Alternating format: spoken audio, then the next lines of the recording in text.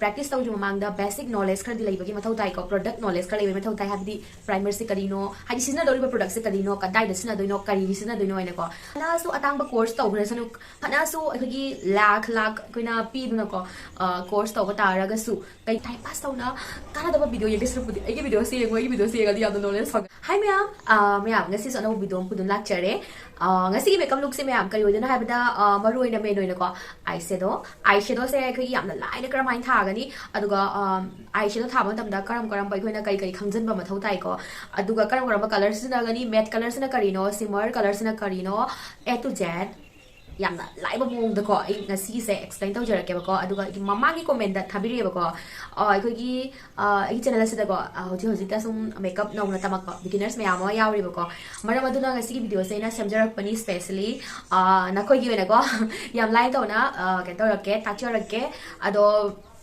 eyeshadow tha jima mang dai khoi gi eye part sing de khang ba yam na mathau tai ko khoi gi mid ki part sing se ya khang ba gi yam na darkar tai aduna hauzik yengo me am video da ko khoi na sum inner corner da tha ro aduga crease tai ro adu tai ro ado part si khang dra di khoi na kadai tha doino ko maram aduna yam na darkar tai khoi gi mid ki part si khang ba ko asi gi samya aina already video hap na leibani ba gi channel si da already na upload taw na leibani adu oraga sum ngasi am ka na una ko ai video se semjarage khara alai ba mong da ko color ani khak sizinaraga eye makeup tawdoini adudi mayam yengminarasi hawrasi video se hawji mamang da ko mayam da ko ai haizaning ya ba ko video se phajana munna yengbiu ba ko video se phajana munna yengbiu kai gumba makeup se phajana haiya na khanu taraga di aduga yamna important oi ba ko video se yengba loraga topic no ba ko ngasi gi makeup se pame ko soi drama ki try to practice tau ko practice tau jingai gi khoi gi makeup se sum ye ga ko asidi lai sidi haini ai sum tau bangam mani dumai thadok pi no ko practice tau view phana su atang ba course tau gra sanu phana su khoi gi lakh koina pi duna ko course tau ba taraga su kai gum banang na ko practice tau da taraga di sum makeup to sum pha phajaroi sigi se practice ta lai re ko yengo example oina mayam yengo koina chak thong ba se ko thonga ni hai si ko natraga di khoina china thong smai tawni smai khanga da ya de ba ko do practice taw ba mathau tai ba ko same adu maina makeup ta suni somna practice tawri ngai somna care ngai gi mingo da care ngai gi nangi knowledge so hendoi ni hoi khoina practice taw ju mang da basic knowledge khar di lai ba gi mathau tai ko product knowledge khar lai ba mathau tai habdi primer se karino hai sina dori ba product se karino kadai da sina doino kari sina doino ina ko adu di ma'am ai gi video sung yang bor gari khang gani abako aina khangzaba aina sing do ga mayam dai share to bani aduga atai sum yam share to rakani aduna video se yeng bal lepi ganu knowledge sum phangani mayam knowledge hengat kani ai ko youtube sida time pass tauna kana da video ye disru pudi ai video se yeng ai video se ga di adu knowledge phangani ado mata Rebi kana hojik advice pina lore hojik makeup sa horasi mayam sum khangmira mani ko makeup hauju mangda CTM cleansing toning and moisturizing mamang ka saina panjang re aduga video khuding makta so hai bani ko maram di mayam video khuding makta gi viewers subscribers se amani dang or si heli ne ba ko maram aduna moi di khanga moi dina ko ngasi ano video yang ko ga di khanga moi maram aduna na khoi gi ne ba ko khoi gi makeup taw di mamangda CTM tawada mani mai sa ta tho lak ni ko already egi mai sida han dagi makeup tawon lai re ko ai to makeup tawre aduga lung thin da muka ta thok ta bida muka tawada banate hana fajana mai sana ta thok da bani adu matung da skin type ki matung ina som skin gi need ki matung ina habadi oily skin la dry ra karino ko oily skin orega na toner season agani cleansing gi matung da aduga dry skin orega di toner skip tawa yai aduga moisturizer di important ni oily wagera dry wagera combination wagera any skin type no makta moisturizer skip tawa yade moisturizer tai bigani aduna main important oide se koi mai ta thok piraga moisturizer tai biraga adegi makeup haudini bako makeup kya 100 steps di primer ni hauzik ngasi enesina doriba product se ko ahan basina doini sigise free product ya bako ingonda gift tai ingonda phang ko ni sigise haidi aina purple na naika da sumoi ko gi poche asum ki leiraga sum free piraktra ne ado maina ni aba ngonda sigise free pirak pani NY be pro stroke cream pink top pa chai bako highlighter moisturizer and primer sigise ya gi moisturize su to wirani highlighter su to wirani ado primer su to wirani ai ko actually sigise me am stroke cream ni abako stroke cream hai se ko gi mai da khajitang glow ma pibi na bagi da makta season aba poni hai dare cream no maina ni aba adoi mayam amko sina jisi je yenge thaina hana ko chahi amani mamang di MRebi stroke cream this na gre dum pha bani sigi jina kamai to ba khangde kaditang packaging to ngali acha hana do so mana doi mare me magi consistency kai kakse sidi me am hana gi do me am sigi se packaging to only on thok pani magi product se di ko hana do so mane ko si se rum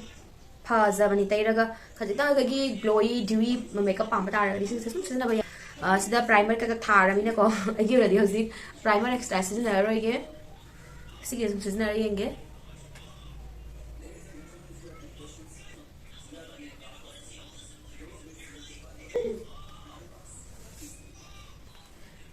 maya sigi se ko phata bani natte ko khajitang ai ko mai sida ko khajitang glow ma lak pra khajitang haidi yam natural mali ko tai ro ba yam lang khat pado ko yim ma da artificial mali ko camera di loi phajabani pa natural light ta phajaro oi sigi se sum yai myam sejana ba aduga primer ki thabok stu tawbi se tai ro matung da khajitang ai skin je smooth oi thieba ko ado khangde nga sina han ba sejana bani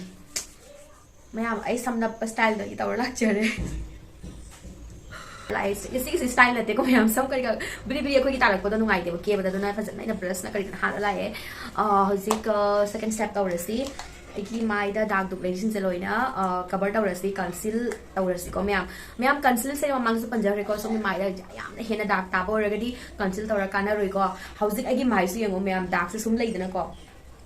kai gumba ina yam long lasting tawda ba makeup aina chatori pham se ko yamna haibadi hozik dai tawraga pung taruk tare rom laigada adugumba makeup to taragadi conceal sina yara oyaba ngha khakki matungda khoi conceal to gibase ai ko gi hani phibam da mu hanjalayeba ko maram maduna long lasting pa taragadi adumgi dark to okha koina sum khum hanba pa magadi kero to biyo ko haibadi color correcting to biyo ko me color correcting kamai to ni haibado already gi channel asida video me am yaw bani duga sala sum yeng biro hausi ko aina video gi damakta mayam da sum ke bani hausi gai ke bal oiraga sum mai ta thokada bani maram maduna hausi conceal to jarage hoi conceal se kri yamna hena kanna dak ta da ba khachkhra ta ba dak paragadi conceal na su yani fazana cover oina laigani but dak yam ta ba mi ni ko ina hai gi do jita dak yam ta bo ragadi color correcting to ko aduna hena long lasting oigani conceal se kamai to gani hai ba da yengo ai ko gi skin tones ta ki dark oiba machu lo duni ba ko kai gi hai ba yengo mayam ai ko gi dark se ko gi skin tone se gi musan ba color ni dana ko aduga ai ko ina dark to da angau ba color angau ba ai ko gi light oiba concealer khangde ma khangde taisalaga khumba taragadi ai ko gi dark to amuba dark to gray da chakini aba ko maramdi amuba ga adegi angauba ga mix tawra matung da color se gray rom da odhu ke ba maram aduna ai ko gi foundation da so oxidize hadi foundation dui manung duga nagi dark ki ko gi magi ama hydrone reflection hydrone da gray da maina urakani aba manung dagi maram aduna conceal to ba taragadi ai ko gi skin tone se dagi mamjan ba amuba color do adu desina amuba color hai se ko me black natte ko ai ko gi skin tone se dagi musan ba color se na bi hai bani ko I hope me am clear with money as a color say skin tone dagi dark ocean mani na sis laura conceal laura ni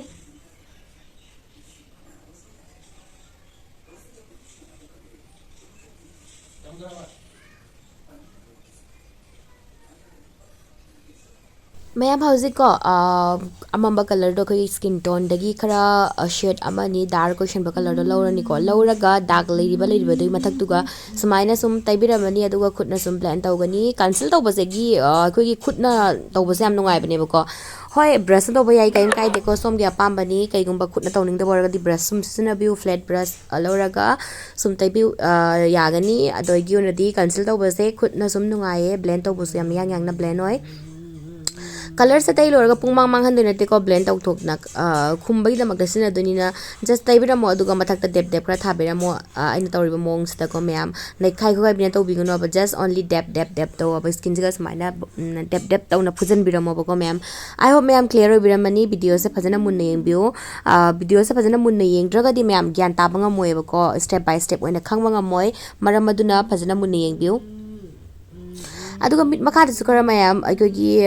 dark circle leiba kai kak ama da chinban pan an event on skin kari kak to doi do loina taibirang bani ka uski kaino se conceal se to birang bani ba ko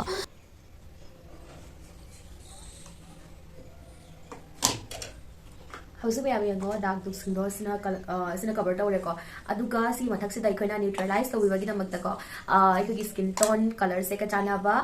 concealer ma lawraga muka taibira mani layer ma Howzik tawduse mayam sigise mayam confuse oibiganu aina skin tone gi concealer haida ko gi skin ki color sega manaba concealer ko sisina howjiki conceal tawgiba se mayam yengoi ko gi dark oiba color sisina gi bani na ko aikoina foundation tharakpa matamda foundation doga dark color doga mix tawna radi ko gi foundation do maida muslakani dana aduna maram aduna ko howjiki foundation doga conceal dogi marak tu goi koina skin tone gi concealer sana layer ma khak pibira mai ne ba smile ta hor ba taragadi ai gi foundation do mu ba khot ba kaim tawra roi ba ko aduga concealer se karma ya leigani haina hangbiri ba ko mayam ai mathang mathang sum haijarake video munna sum yengbiu mayam hauzik ai gi dark duk yam do loina cover roire skin tone da lai ba ko ado si mathak se koi na hojik taining foundation do sum tai ba yare aduna foundation tha de mamang da dong gi skin problem lai ba sing do hana loina correct to bu ko adu gi matung da foundation tai bu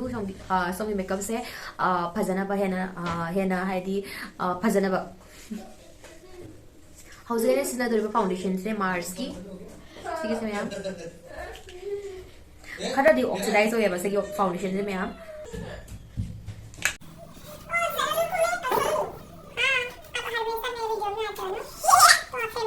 अदुगा ma'am foundation J लौरगा दक लाउना brush ना खंगदे beauty blender दा खंगदे लौरगा दक लाउन दक्सन गनो बको अहान बदा foundation जे met पीरो अदुगा फसना हाना दे खाइ बिरो अब foundation गी मागी कंसिस्टेंसी दो अमदना लांगबा अमदना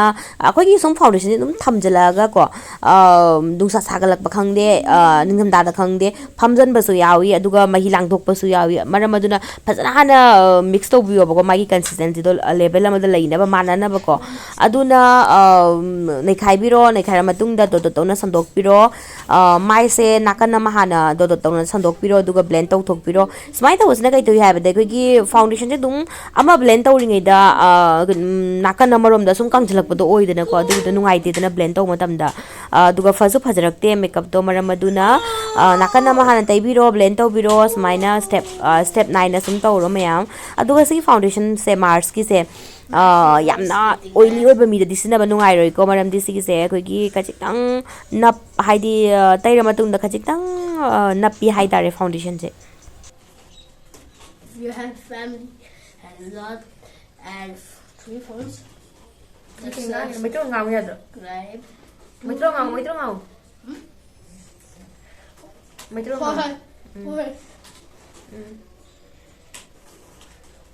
no like and subscribe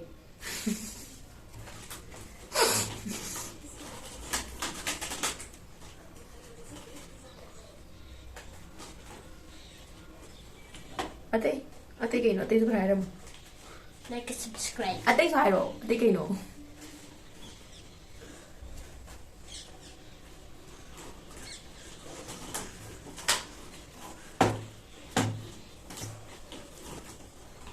Kurumjari hai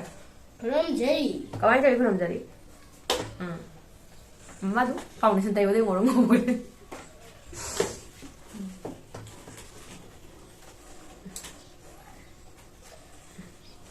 English bahat English baat tau nu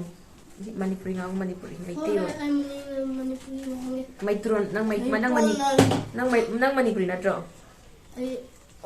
nang Manipuri natro adu di Maitron ngau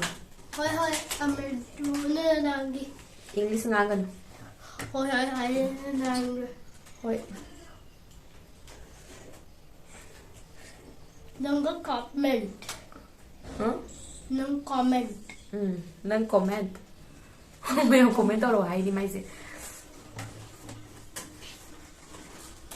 मा खंग खंग ngang बदा खरा problem हो ये बिल्कुल ngang comment for more tutorials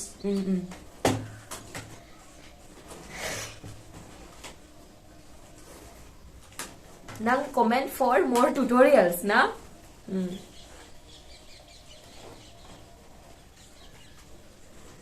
sana ro so sunda hoi ai ba ni sana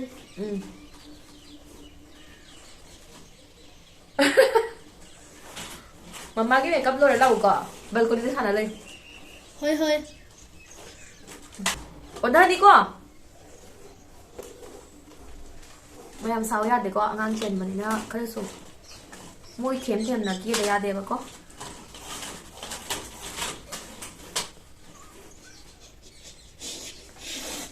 Mayam ngak sam koi kak se kon tai ge hau se mai hana tau ge.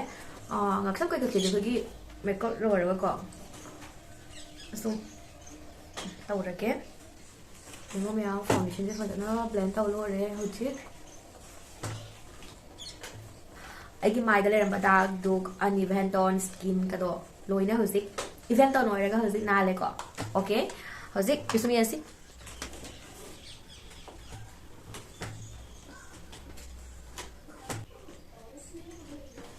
I bet you famous skin.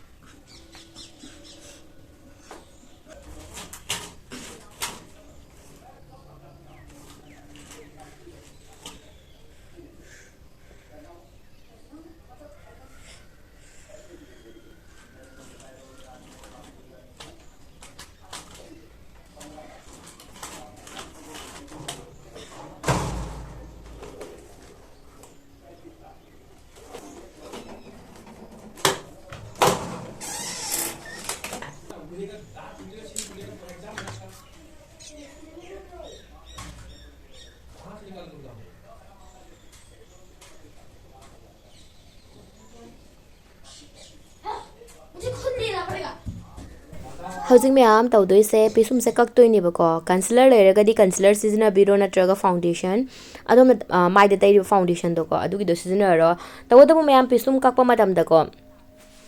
ꯑꯩꯈꯣꯏꯒꯤ ꯌꯥꯝꯅ ꯉꯧꯕ councillor ꯅꯠꯇ꯭ꯔꯒ ꯐꯥꯎꯟꯗꯦꯁꯟꯗꯨꯅ ꯀꯛꯀꯅꯣꯕ ꯀꯩꯅꯣ ꯍꯥꯏꯗꯤꯀꯣ ꯑꯩꯈꯣꯏꯒꯤ ꯄꯤꯁꯨꯝꯒꯤ ꯑꯇꯣꯞꯄ ꯃꯥꯏꯅ ꯁꯨꯝ ꯅꯣꯔꯃꯦꯜ ꯂꯩꯔꯒ ꯄꯤꯁꯨꯝꯒꯤ ꯃꯄꯥꯟꯁꯤꯗ ꯉꯧꯔꯣꯛ ꯉꯧꯔ ꯂꯩꯕꯗꯣ ꯌꯦꯡꯕ ꯃꯇꯝꯗ ꯐꯖꯗꯦꯅꯀꯣ ꯌꯦꯡꯉꯣ ꯃꯌꯥꯝ ꯚꯤꯗꯤꯑꯣꯗꯗꯤ ꯂꯣꯏ ꯐꯖꯒꯅꯤ ꯕꯠ ꯑꯩꯈꯣꯏꯒꯤ ꯑꯥꯔꯇꯤꯐꯤꯁꯤꯌꯦꯜ ꯂꯥꯏꯠꯇ ꯐꯖꯩꯀꯣ ꯅꯦꯆꯔꯦꯜ ꯂꯥꯏꯠꯇ ꯐꯦꯁ ꯇꯨ ꯐꯦꯁ ꯎꯔꯛꯄ ꯃꯇꯝꯗ ꯐꯖꯔꯛꯑꯣꯏ ꯃꯔꯝ ꯑꯗꯨꯅ ꯀꯛꯏꯕ ꯀꯂꯔꯗꯨꯁꯨ ꯈꯔ ꯌꯦꯡꯉ ꯀꯛꯄꯤꯌꯨ ꯍꯥꯏꯕꯗꯤ ꯌꯥꯝꯅ ꯍꯦꯟꯅ ꯉꯧꯕ ꯀꯂꯔꯗꯣ ꯂꯧꯔꯒ ꯄꯤꯁꯨꯝꯁꯦ ꯀꯛꯀꯅꯣꯕꯀꯣ ꯃꯌꯥꯝ ꯍꯧꯖꯤꯛ ꯄꯤꯁꯨꯝ ꯌꯦꯛꯄꯁꯨ ꯂꯣꯏꯔꯦꯀꯣ ꯍꯥꯏꯂꯥꯏꯇꯤꯡ ꯀꯟꯁꯤꯂꯔ ꯑꯃ ꯂꯧꯔꯅꯤ ꯌꯥꯝ ꯇꯩꯔꯣꯏꯀꯣ ꯈꯖꯤꯛ ꯈꯖꯤꯛ ꯌꯥꯝ ꯅꯠꯇꯦ ꯈꯖꯤꯛ ꯈꯖꯤꯛ ꯇꯩꯔꯝꯁꯤ ꯃꯤꯠ ꯃꯈꯥ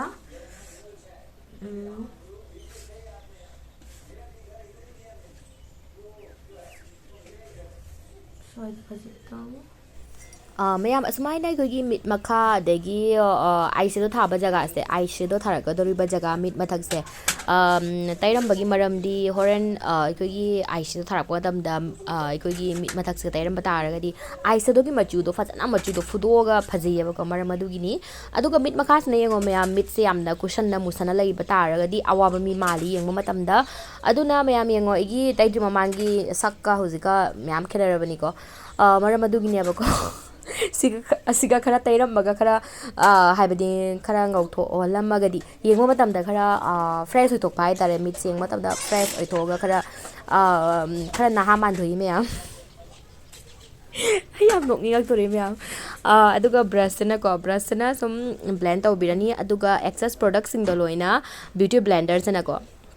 ꯍꯧꯖꯤꯛ ꯃꯌꯥꯝ ꯂꯤꯀ꯭ꯋꯤꯠ ꯂꯤꯞꯁꯇꯤꯛ ꯑꯃ ꯁꯤꯖꯤꯟꯅꯔꯒ ꯕ꯭ꯂꯁ ꯑꯣꯏꯅ ꯊꯥꯍꯧꯕꯅꯤꯀꯣ ꯁꯨꯃꯥꯏꯅ ꯊꯥꯕꯒꯤ ꯃꯔꯝꯗꯤꯀꯣ ꯃꯌꯥꯝ ꯑꯩꯈꯣꯏꯒꯤ ꯕ꯭ꯂꯁꯁꯦꯀꯣ ꯃꯦꯀꯞ ꯄꯨꯝꯅꯃꯛꯇꯒꯤ ꯃꯥꯅ ꯏꯍꯥꯟ ꯍꯥꯟꯅ ꯀꯣꯛꯊꯔꯛꯑꯦꯕ ꯈꯪꯗꯦ ꯐꯅꯁꯨ ꯑꯇꯥꯡꯕ ꯕ꯭ꯂꯁ ꯁꯤꯖꯤꯟꯅꯧꯀꯣ ꯑꯗꯨꯝ ꯀꯣꯛꯊꯔꯛꯀꯅꯤꯕꯀꯣ ꯃꯔꯝ ꯑꯗꯨꯒꯤ ꯑꯁꯨꯃꯥꯏꯅ ꯃꯈꯥꯗ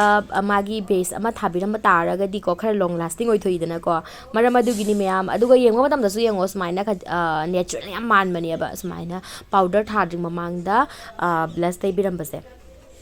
ꯑꯗꯨꯒ ꯀ꯭ꯔꯤꯝ ꯄ꯭ꯔꯣꯗꯛ ꯕ꯭ꯂꯦꯟ ꯇꯧꯕꯁꯦꯀꯣ ꯑꯩꯈꯣꯏꯒꯤ ꯕ꯭ꯔꯁꯅ ꯕ꯭ꯂꯦꯟ ꯇꯧꯕꯅ ꯅꯨꯡꯉꯥꯏꯀꯣ ꯕ꯭ꯌꯨꯇꯤ ꯕ꯭ꯂꯦꯟꯗꯔꯗꯒꯤ ꯕ꯭ꯔꯁꯅ ꯍꯦꯟꯅ ꯕ꯭ꯂꯦꯟ ꯇꯧꯕꯅ ꯅꯨꯡꯉꯥꯏ ꯃꯔꯝ ꯑꯗꯨꯅ ꯑꯩꯅ ꯕ꯭ꯔꯁꯅ ꯕ꯭ꯂꯦꯟ ꯇꯧꯖꯕꯅꯤ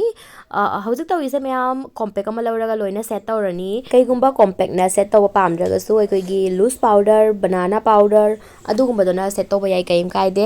ꯑꯗꯣ ꯀꯣꯝꯄꯦꯛꯁꯤꯅꯗꯤ ꯈꯖꯤꯛꯇꯪ ꯃꯣꯏ ꯃꯌꯥꯝꯗꯒꯤꯀꯣ ꯀꯚꯔꯦꯖ ꯈꯖꯤꯛꯇꯪ ꯄꯤꯕ ꯍꯦꯜꯂꯦꯕꯀꯣ ꯈꯖꯤꯛꯇꯪ ꯀꯚꯔꯦꯖ ꯄꯤꯕꯤꯒꯅꯤ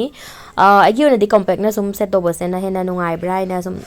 ꯃꯇꯥꯡ ꯃꯇꯝꯒꯤ ꯃꯇꯨꯡ ꯏꯟꯅꯀꯣ ꯁꯨꯝ ꯑꯩ ꯇꯧꯖꯩ ꯍꯥꯏꯇꯥꯔꯦ ꯃꯌꯥꯝ ꯑꯥꯏ makeup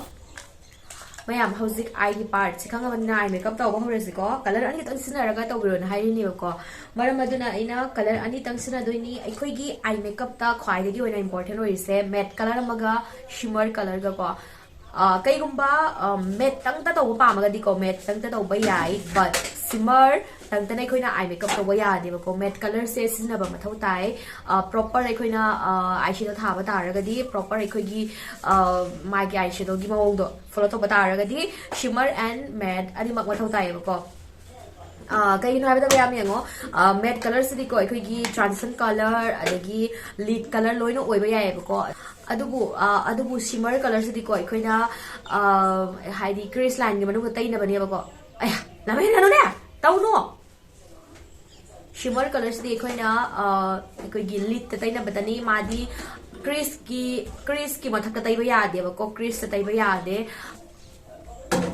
photo area se si se da koina shimmer color tai ba ya de sida de koina matte color sina dunia ba ko matte color haidi koi gi color do lang da ba color do sida smile le se so mai machu sum le jer se shimmer yaw da ba lang da ba color sina matte color aduga shigumba shining kari ba sing sana shimmer color ko wi ko shimmer se kana ite ni myam khange ko only koi gi crease line gi manung do adu ba ta tai gani adu mathak tai koina shimmer sin da ba ya de matte colors na ko matte colors na koina crease su tai ba yai aduga sta su tai ba yai ani makta sin ba yai ba ko maram aduna eyeshadow laiba matam da shimmer amadi matte ani mag yaw ba color lo biyo ba machu da sum phajara lo ba ya de aduga adu ya kuire ko agi me kano da asang ba kai eye makeup ta udaba se green kai kaksina da ba se kuire aduna nasi gi makeup se eye makeup se ko si color sina ge ba ko aduna pamja ba color ma sum sina kai kai de agi oina ngasi si gi color se sina ge si dana crease color ne sina ge ko aduga sina kai gi lip sina ge adu hawre se ko color se lawre si aikoina transition lau doriba color se ko light color dagi haudoini ba ko light color sina doini kai gumba nanga thariba machu se ko shimmer dai riba color se pink oragana hojiki transition lau riba color do pink natra peach adugumba color lau gani asangba adagi tairaga na ko asangba light aikogi light green do adu do lawr se ai ba ko brown se neutral color ni na madi aikogi color punu maga loina chanai loina chatli aduna yamna khangjada ba sum kai tai khabari khangda ba leira di brown tairo crease ta aduga topa any color ma tairo sum yare hojik ki wena ko brown se wena sina rage color ani tang hai bani na ina color ani tang lawra sina doini hoi color ani tanasu eye makeup to ba yai si color se lawraga lawra ni ka an ka san ka no pyo ko natra di horen cha pa ko na color la aga ne napsan gra di ben to da wa ba color se ahan bada sum thambiro aduga color se lobo matam da ko yamna light henna khaji tagi hawro uwa color se amuk tang da mayam lausalaga brush se namna lausalaga tai ba hawganu ko color gi intensity do khara tauna sum hengalan view amuk tang lausan biganu do main taw bataraga di khoi gi chapa ko napsan garaga blend taw matam da yamna wagani baramadugui ko aduga mayam eye makeup se ko fazana blend tawringai fazadoni adum eye makeup to makeup se blending da leire ko aduna blend tawbada matam yamna changhan biu hosu blend tawdu ko mayam blend tawduni plus an rotai bira mohana dedi blend tawduni color se odi tera me ko odi blending tawduni mayam brush se asigi su katitang roll lagi hai tare aisona da ko crease as main taiba matam da ko asina so ko gi blending brush se sina ba yai kaim kai de ado sina katitang ai ko gi numai hai tare mai gi shape se yengule so mai katitang ko gi flat numai na oi bani na ko ai ko gi sida ko fit oya ba tera kon tam da duna color se ko dei san de ba som khar sum mathan do ga lai ahan da sigi brush se sina re adu gi matung da sigi se ko gi eyeshadow blending brush sina kara round gi shape la ka ne ba sumai na mana round shape la kani si sina kai mas lai ta ta ga di ko kai kai de sina sum sina no lai ta ga di hena mu nungai ne ba khara sum lai han li hai ta re brushing sina su ko au ji ka da blend ta ni me am ngo sta color se tai re ko do ai sida blend ta da bana te ba khati tang ma thap ta do sigi color se ko is da hai ba di me am ngo sida color skin ga ki color se si join hai ne ba ko sigi swine ta ro ko se mai gi aloi ba si aloi ba se sida kana blend ta dunia ba khati na color se hari yak san lai ta na ba ko khajitang lapna pai view brush se ka light henna aduga mana circular motion circular id mana koro question circle hai bi hai se circular motion mana blend to henna mu ngai ni mana aduga mana swipe to bi ko mana to zu ai aduga kunaram da mana blend to henna mu ngai na ba blend to da mana kami yang blend oi me me do blend to lo ma tung da ko gi color se khara masa na thok tro yengo me ani mit ani se yengo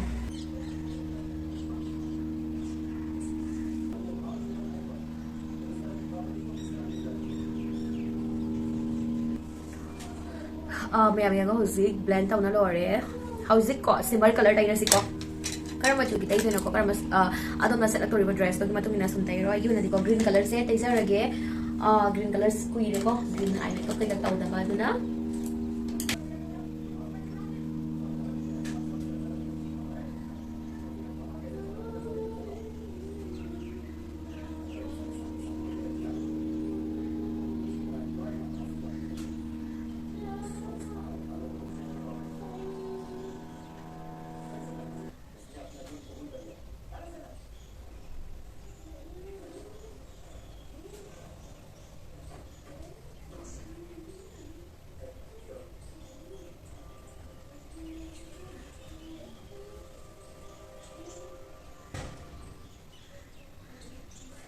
मैं अभी यहाँ houzik से tay lo ma tung na muka brush to lo ko brush to lo ga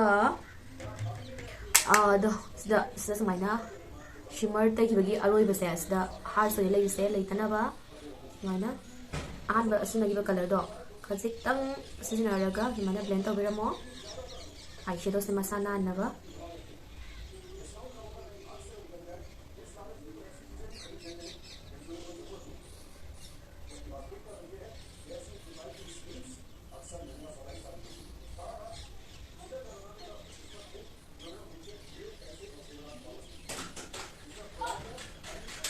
aduga mayam eye makeup to matam da sigi se khangjin bi oba ko khoina mit mathak ta di tai re ko color se aduga mit makha se ga thado mo ya ba mit kai gumba mit mathak se tai ra ga khoina mit makha se thado ba ta ra ga di adum ki eye makeup to complete oi ro yeng ba da phajaro yengo khana yengo ai khoi mit se tang khai mana mit mathak se na ban heavy ko na eye makeup se tawram me ko aduga mit makha se na kai tai da bi da thado piramo kai man dori ko maram ba duna mit makha da same tau bi ga da bani ai khoi is the crease se na gi ba color do mit makha da chana sin na re aduga green makha da ko ai khoi mit makha gi mate ka se khajitang green happy ba yai ko khajitang green hapsi mit mathak ta tai kiba color do chap chana mit makha da tai duni ba ko aduga shimmer do na ai gi inner corner da gi haura ga ai gi eyeball gi starting se bit tangkhai ba su yahon da bi da smaina matek ama smaina arang ba se happy ram gani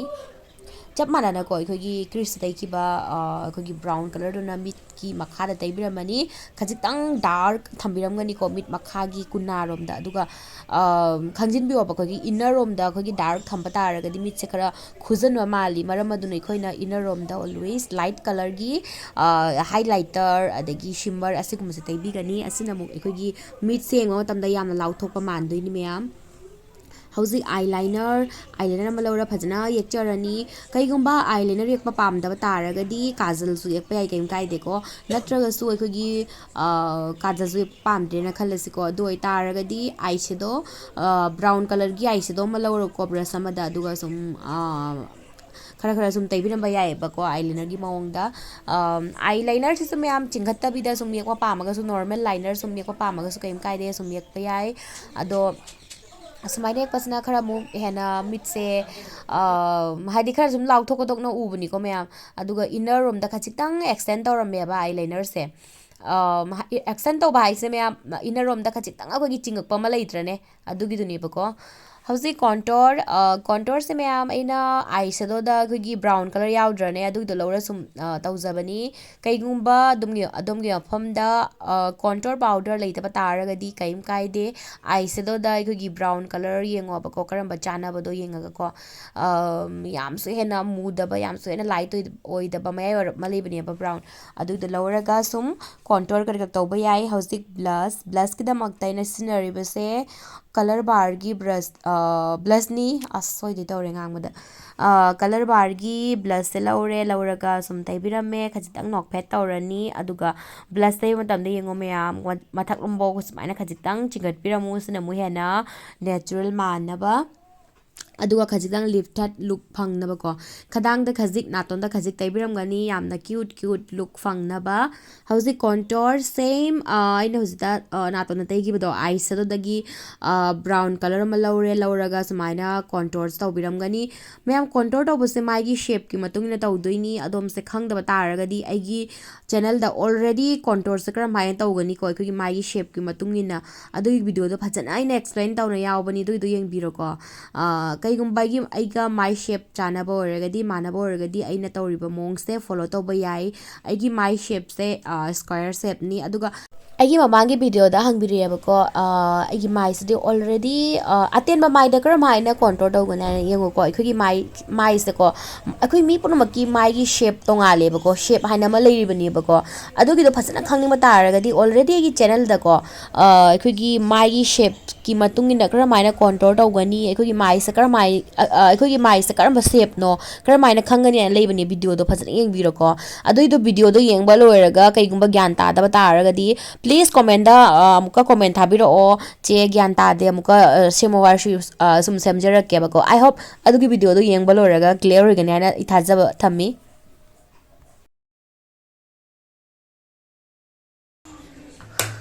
maya makeup se lore so sorry ma'am lip liner yakpagi keno do video on tawram dare lipstick se thadi mamang da lip ki boundary do brown color gi lip liner ama lawra phajana yak thok jare smani yak pasna hena mu ko gi lip se ko akoi ne khachitang ka ko gi plum lip ka hydrone khachitang chawthok pi lips to adagi to ko to bi ba ya ko khachitang hena ye aga ko agi channel da yawbane lipstick kar mana thagani aina ko adu yang biro aduga si color se taijare yengo mayam kaigumbai khoina eye makeup se ko khajitang heavy to bataragadi look to balance to bagi damakta khoina lipstick to khajitang acham bathagani smai to nai khigi makeup se amada compliment to duni ba ko mayam khoina makeup ta sigum je khara khangjin ma thau tai ba ko eye makeup na smai to ragadi lipstick smai thaba khotpa mama adum mai mathang mayam kana ba video mayam ke mayam soidra maki support to view mayam ki support yamna matter ni koi gi damakta so mayam makeup se done lore and mayam mid se ngong kam lau thok pamali no pa kai kak loi hap lore hosi kai wali setting spray ma chai rage ado setting spray chai ra mandung namuka glow la ani ado di setting spray chai raga final look uchar rage mayam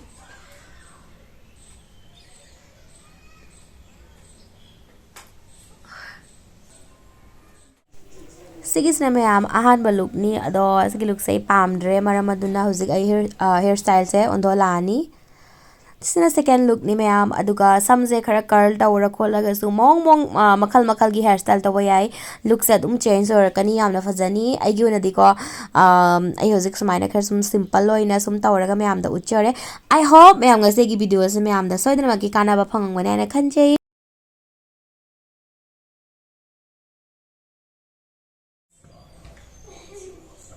so mayam se ngasi ki final look ado mayam ingak sam se ignore to solo ko kai hai de husik thenya ba ko aduna I was walking chatuni aduna husik mai se ta thok tuini na ai na ko ngak sam kai ka to foundation tai dre waste sounding dra foundation do ko chatok khoto ko da ba orega di sum soi da foundation sa bi ngak sam dus ko ngak sam na ama adai mai na ma color mana da ba do fajada bani yeng botam da I hope mayam ga se gi makeup look se mayam pambiram gale na khanjai hairstyle su phajana ta already phajani but ai hojik matam later aduna is my simple loina sum uchare mayam I hope na se gi video se pambiram gale na khanjai makeup look se pambi bata araga di video se bu like to biramo aduga channel se danu bachang bira ko raga na subscribe to san biramo any question inquiry suggestion lai bakot pa khang da ba kai confuse lai bakot pa loi birama comment da hang biramo mayam ga sig di video se matang asida solution jarage ga sig di mayam bye bye matang video na muna